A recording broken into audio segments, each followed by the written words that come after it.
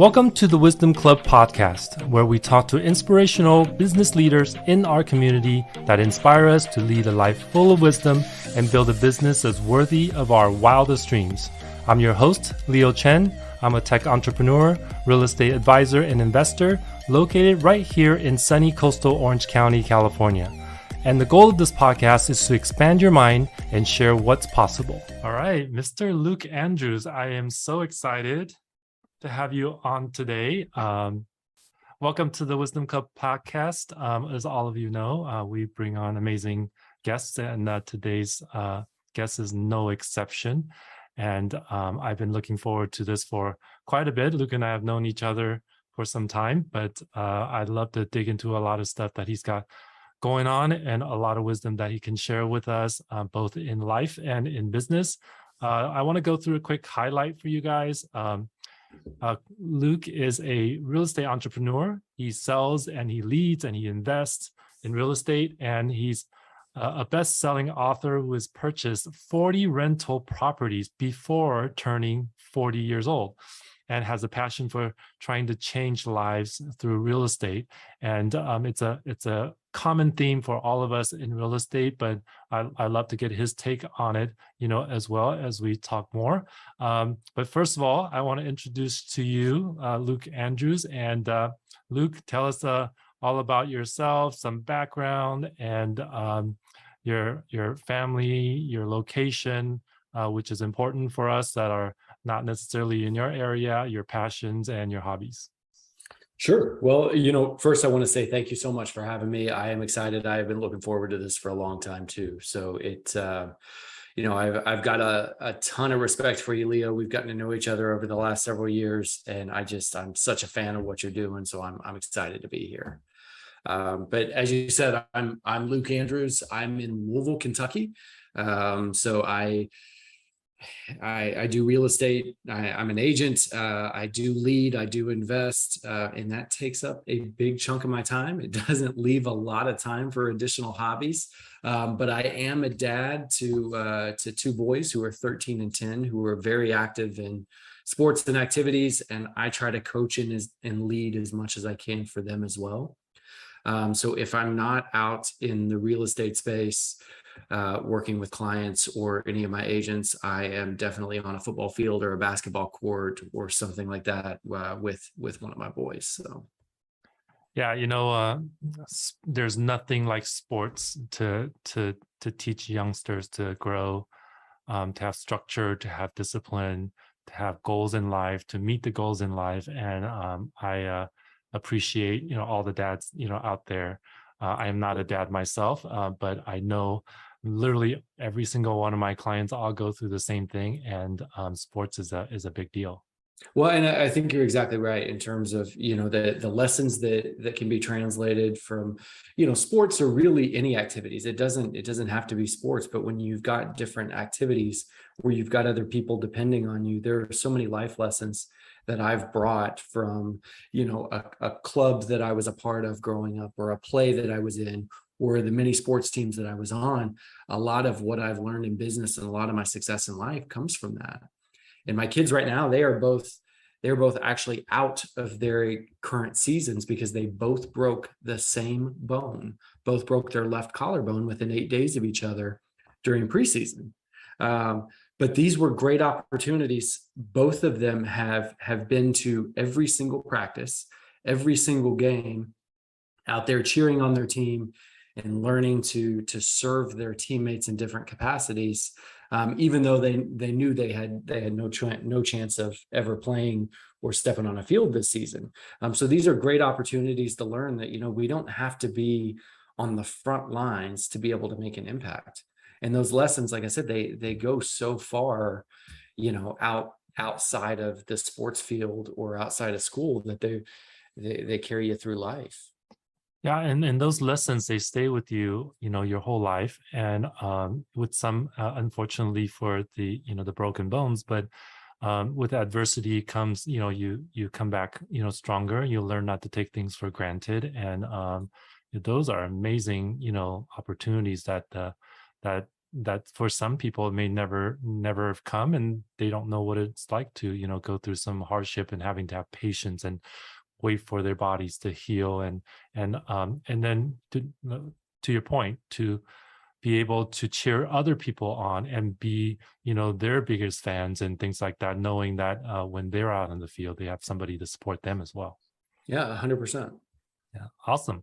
That's a big part of your life. But aside from that, we're all in real estate. So real estate is a constantly ever evolving, moving, monster, if you will, that we're always on top of. And we were just talking, just before we came on here about, agents who are part-time, but that don't have both their feet fully in real estate, and it really can't get the full entire scope, of the market and be able to give their whole entire heart, to the craft. And really, it is a craft. And I know there's a lot of technologies out there trying to, shortcut stuff, trying to, sell homes and things like that. But it really is an art that can't be replaced. Talk a little bit more about that for you, in real estate in general, and how you got here in your business.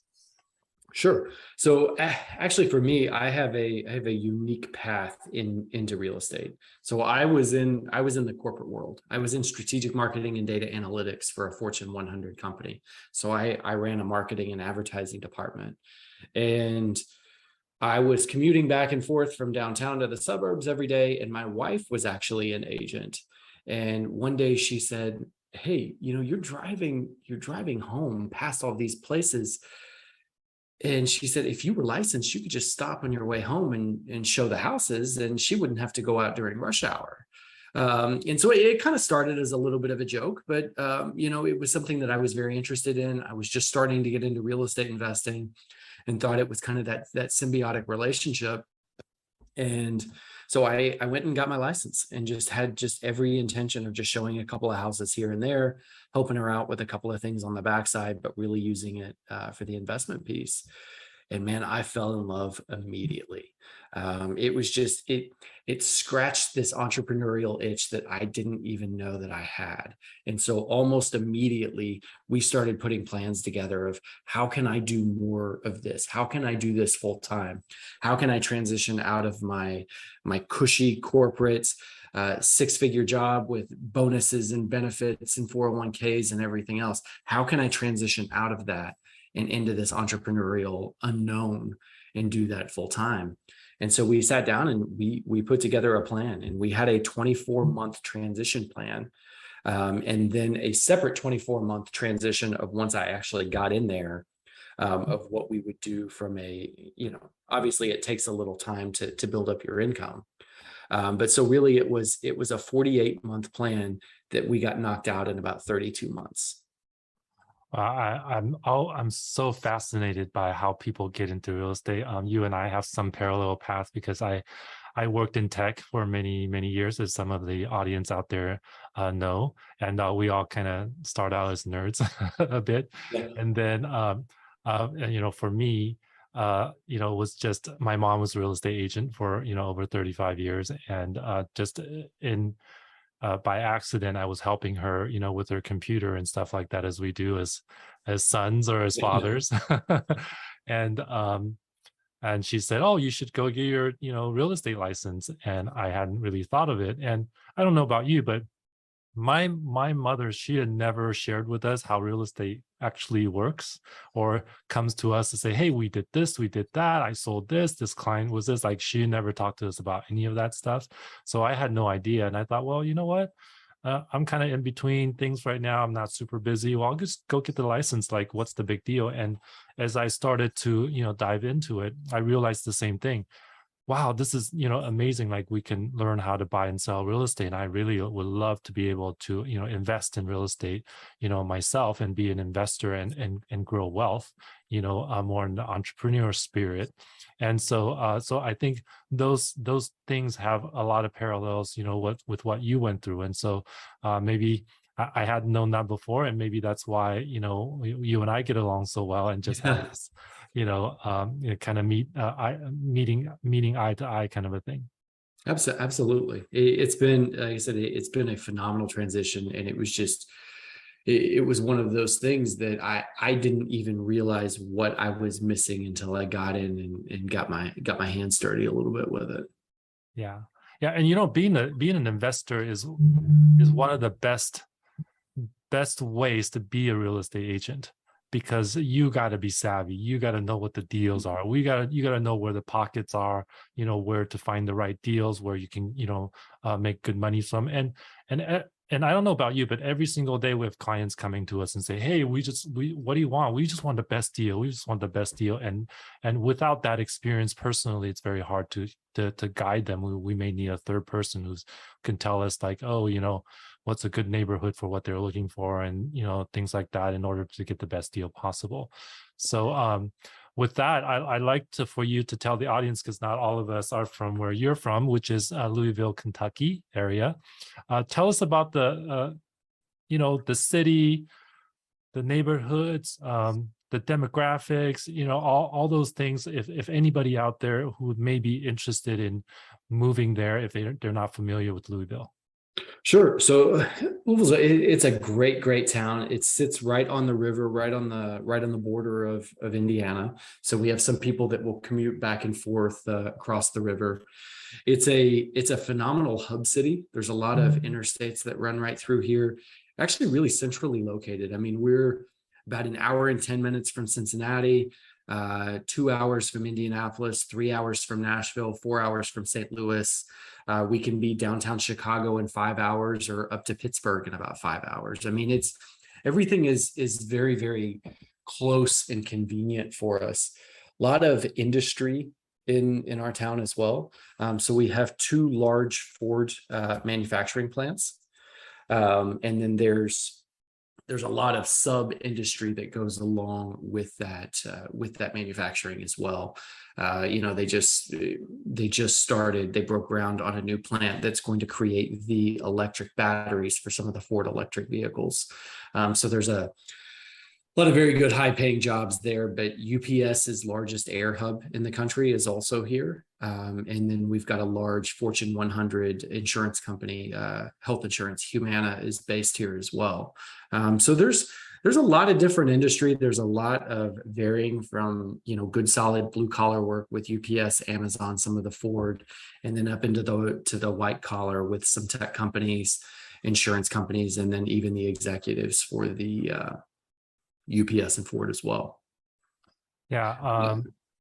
I know only two things about Kentucky: the Kentucky Derby, Mm-hmm. right? And baseball, right? Yep, Louisville Slugger. Yeah, big baseball town, right? And so aside from that, what are some of the reasons people may want to move to Louisville? Cost of living is very, very low here. So average price point right now is about $250,000.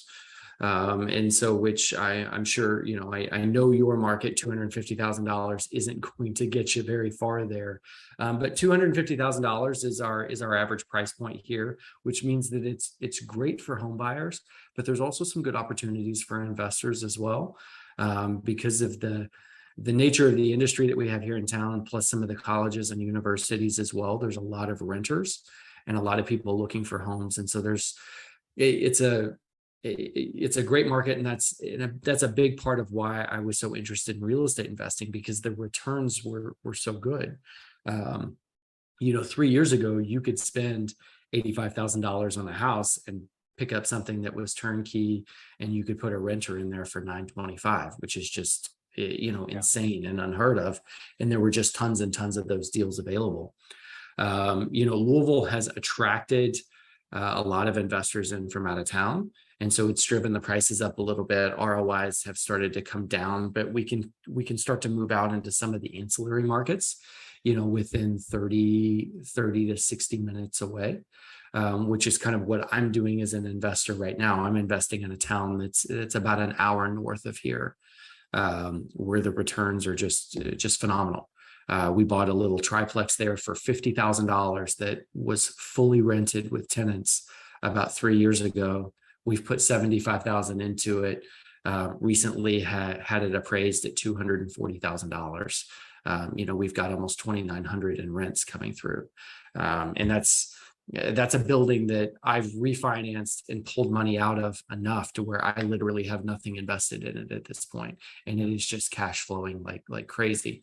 And so there's a lot of those deals around here, and that's a big niche of who I work with, are investors specifically.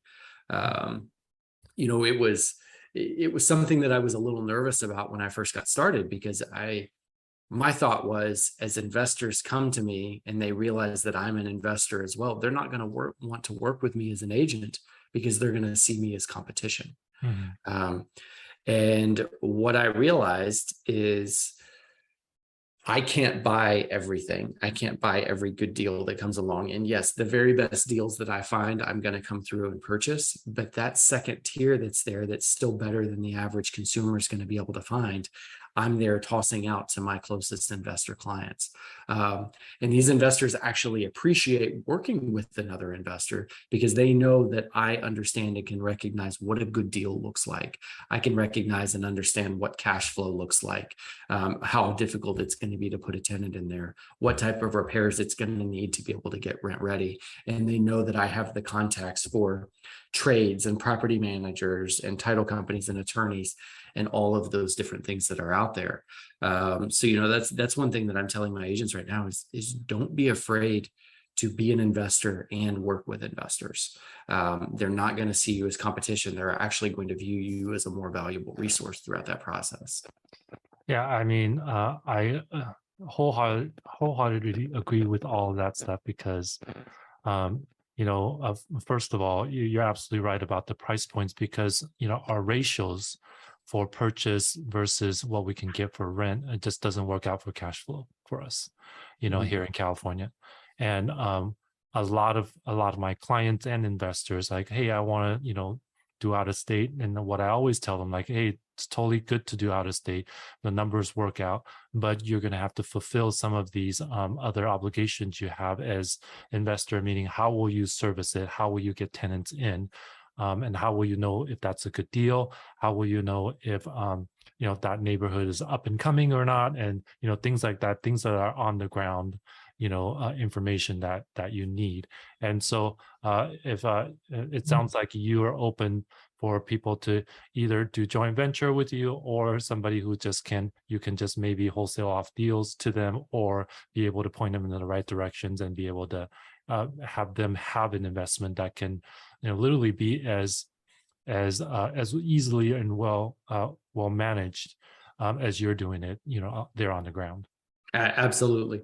We always welcome investors in from other parts of the country. And, I'm more than happy to sit down and talk to anybody about just what the market looks like and what real estate investing looks like in general. That's fun for me. Like you talked about earlier, we were all kind of, nerds in a past life, and I'm still a nerd today. I mean, like I geek out on talking about this stuff. Yeah. We geek out on looking at a home. This roof is probably on this last legs, but that's awesome, because we can get a better price on it. And check this out. We never see open space like this. So all those things, like, you pick out when you get to see literally hundreds of homes week by week, month by month, year by year. Like, those are just the things that we pick up, and those are the eyes that the investors need. They got the money, they want to put money in so that they can give money out, but they're not necessarily want to spend months or years trying to research on certain properties or certain areas. So that's where somebody like you can come in. Absolutely. Yeah. So how has Louisville changed just in the last few years with COVID? I know with most cities it has grown. Housing is tightening, meaning there's a lot less out there available inventory wise, and things like that. And if you can just kind of give kind of a generalization about are more people moving into town, or people kind of moving out into more like the outer skirt area, like you were mentioning. Like, tell me a little bit what's going on there. Sure. So COVID in Louisville, it probably affected us just like it did the majority of the country, where prices kind of seemed to skyrocket a little bit. There just wasn't enough inventory to meet the demand that we had.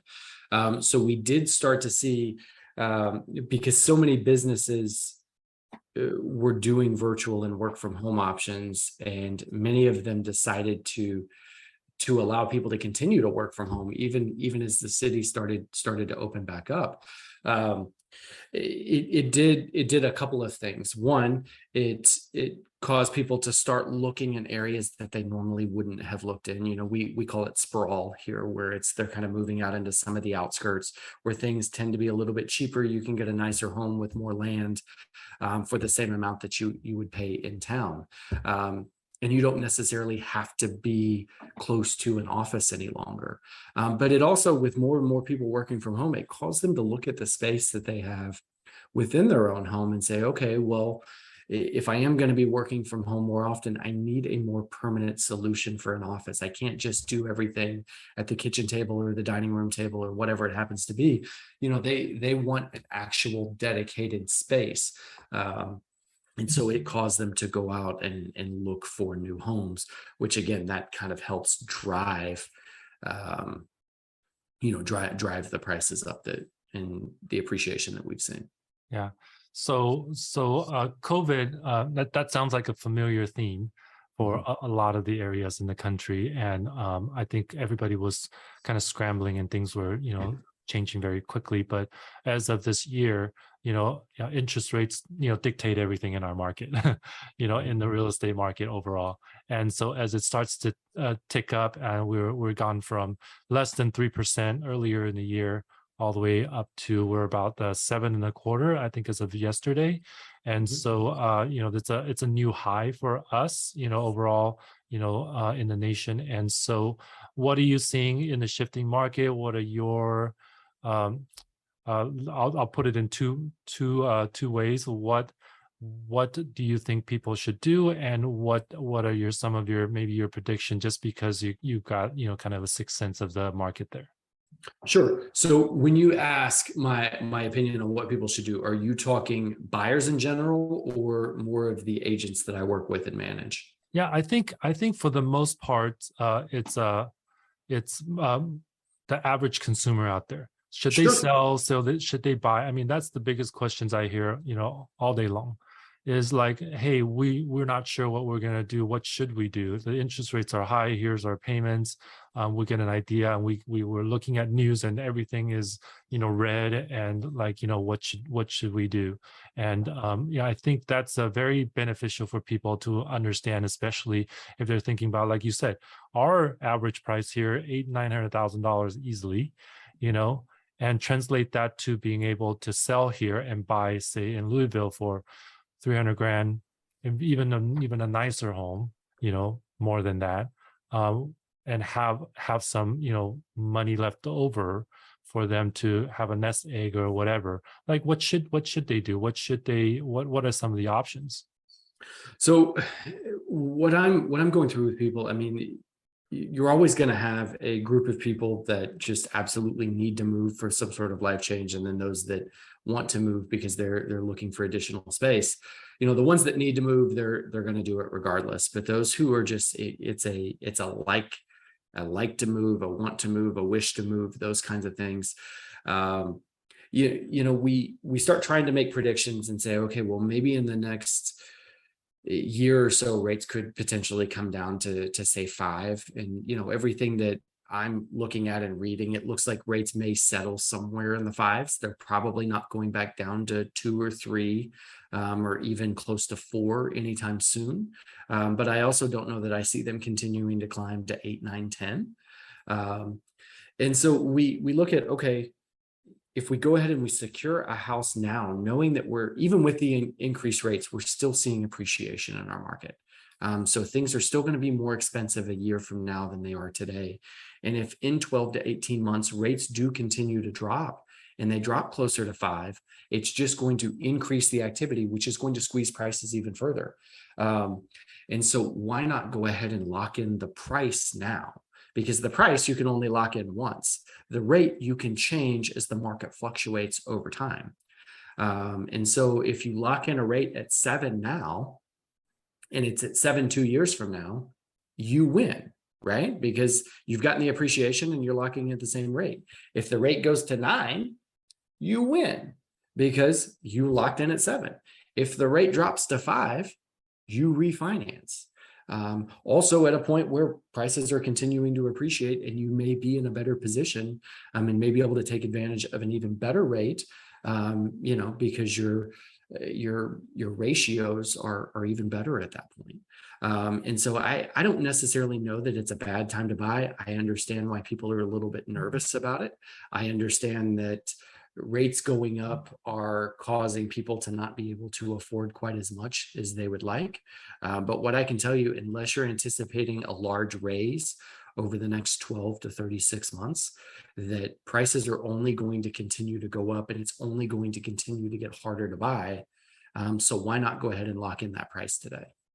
Yeah, I mean, you're totally spot on. I mean, a lot of nervousness cause people to freeze, and but or in any market, at any time in real estate, when you have to move somewhere for a job, or you have to move somewhere for kids or your family, or something had happened in the family where you may have to go take care of elder ones or something like that, like those are have tos.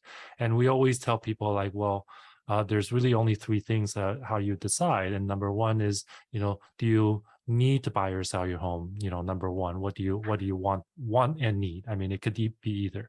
And number two, do you have the ability to do that? That's where kind of we can come in and assess that ability and what it may look like. And then number three, do you want us to put together a plan and help you, get to your goal? And those are really the only three qualifying questions, we have, because, if you want it, like we have people that, that can help you. Let's just see if we can come up with a doable plan and doable, financial numbers for you. But you're absolutely right. Like a lot of people are saying doom and gloom and it's going to crash and all that kind of stuff. But I personally don't see it myself as well.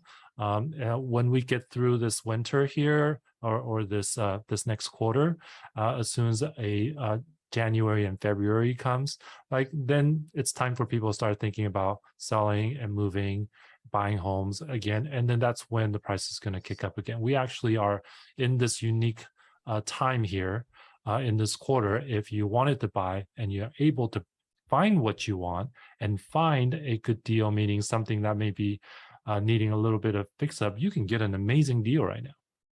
Yeah, absolutely. There are deals to be had because the market is starting to slow down and soften.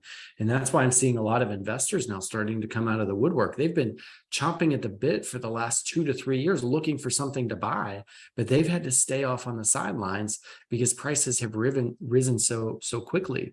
And so, but now they've got this cash and they're ready to go. And now is the time where they can come in and pounce because there's actually a little bit of room for them to be able to negotiate. Right.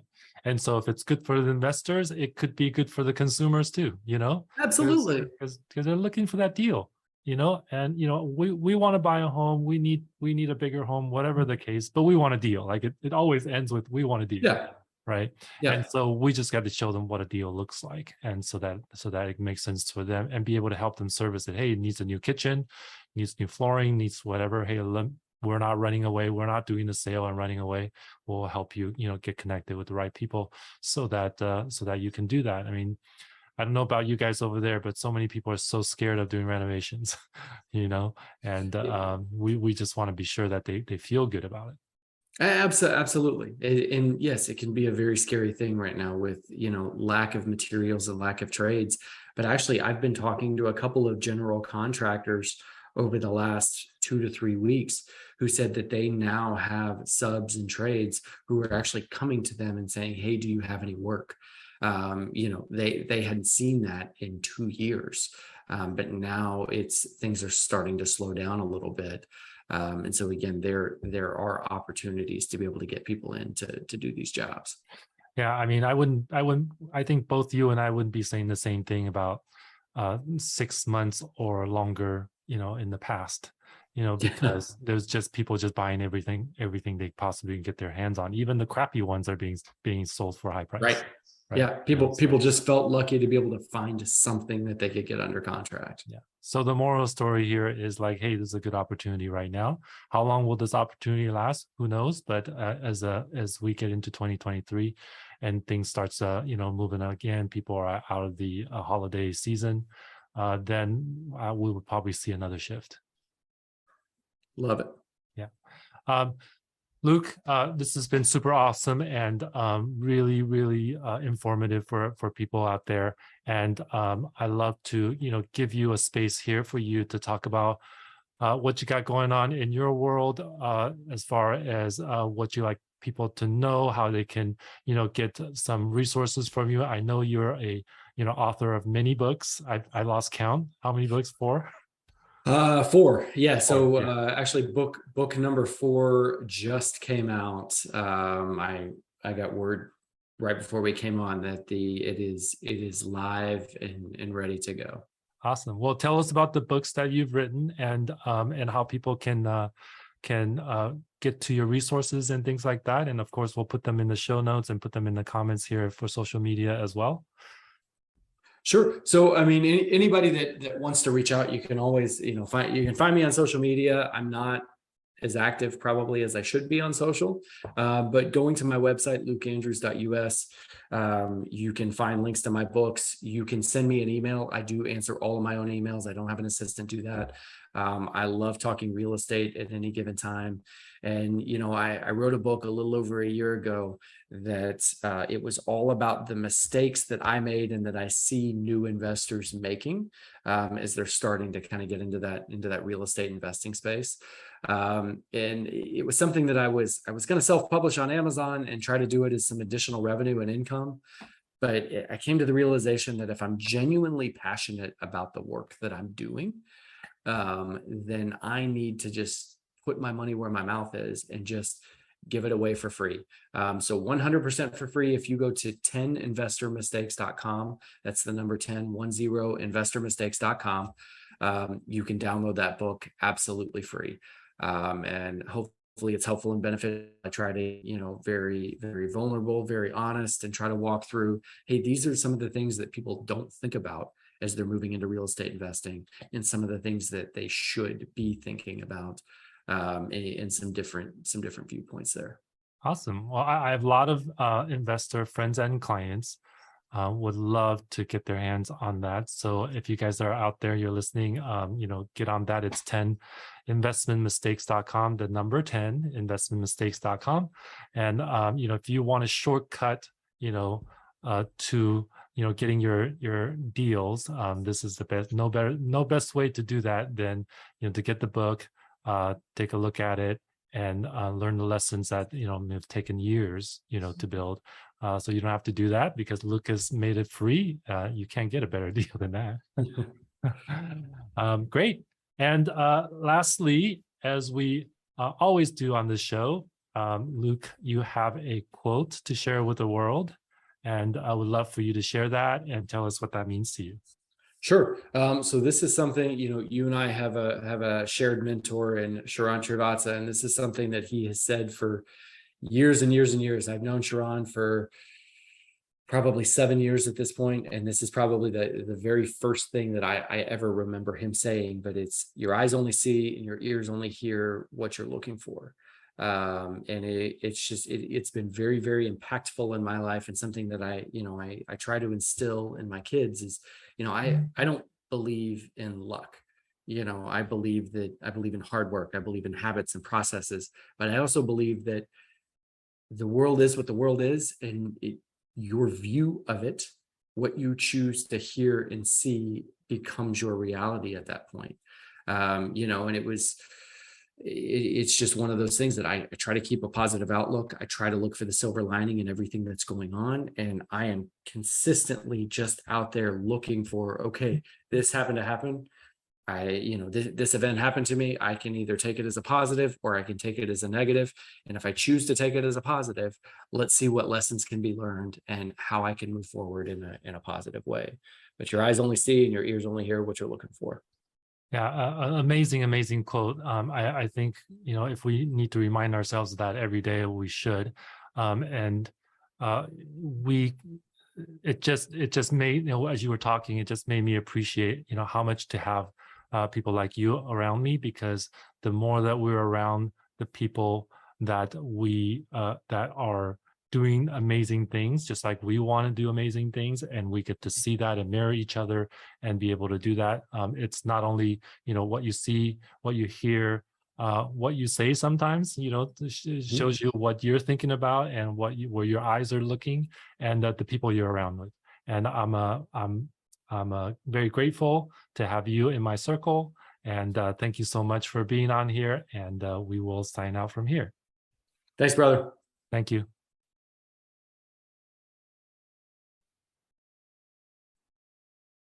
There we go. And we are off. Thanks, man. That was awesome. Hey, no, thank you. I appreciate it. It was a ton of fun. So yeah, I hope you don't mind. We kind of deep dive in a couple little things, but I think it's super valuable. I love talking about like other people's area. Yeah, I mean, this is it's a fun topic, and I've done a lot of podcasts, and when we just kind of get just conversational, we just kind of just talk through what's going on. They tend to go so much better. So it was a ton of fun. I appreciate you having me. Yeah, thank you so much. I'll get all this stuff. I'll do some posting and tag your name and stuff on there. But anything that I can help you with at all? No, I don't think so. Anything you need from me, anything I can do for you? Okay, I appreciate it. And I can't wait for us to get together again the next time we have a mastermind. And hopefully you can make it. Yeah, I know things just it got away from me with a few projects and coaching things for school, and it just but I can't wait for the next one. Yeah. All right, man. Have a good one. We'll see you, brother. Thanks again. Bye.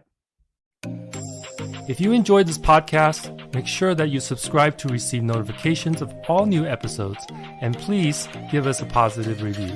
And if you want to hang out with us live, check out our YouTube channel where you can continue the conversations with me and our guests.